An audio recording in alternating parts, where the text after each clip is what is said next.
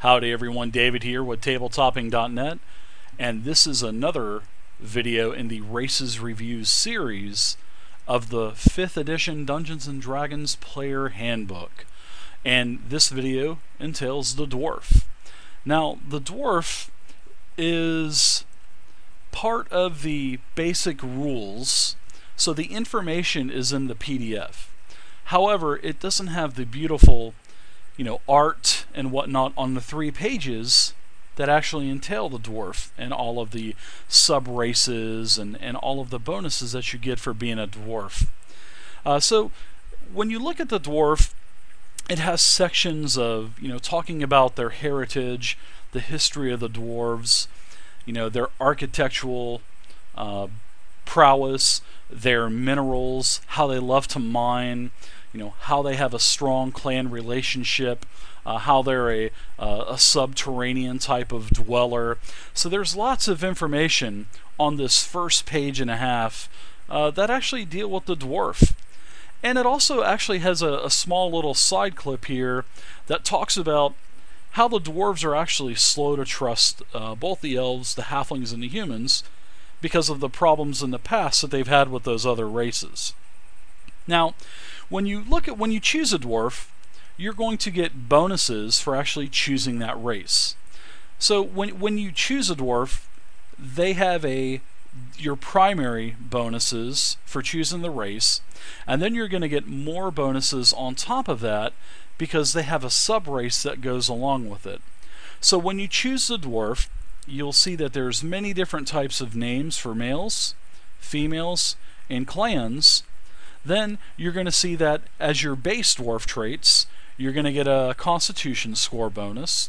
It talks about age. It talks about alignment. It talks about the size, where they get a base of 25 feet movement, and they're still considered a medium creature. It also talks about their dark vision, where they get 60 feet of vision that you can see in both dark and dim light. The Dwarven Resilience, which means you get saving throws against poison, and you also have Resistance, which means half damage on any poison damage that you would take. Also, you get the Dwarven Combat Training, where you have proficiency in several different types of weapons of choice for the Dwarf. Now, you also get a tool proficiency as well, and you get to choose between the crafting choice that you would like a mason tools, or maybe brewers or smith's tools. It also talks about the languages, where you get Common and Dwarvish, and the sub-races. I'll go into those as well. If you choose Hill Dwarf, you're going to get to add this on top of everything that I've already talked to you about.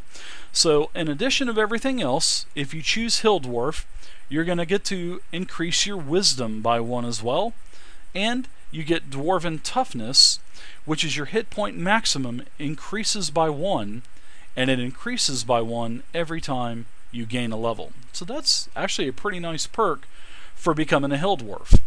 Now, there's a sub-race called the Mountain Dwarf as well, and if you choose this sub-race, you get everything else that I first talked about, and you also get to increase your strength by a number of 2, which is pretty significant. And then you also get Dwarven Armor Training, which gives you proficiency in both light and medium armor.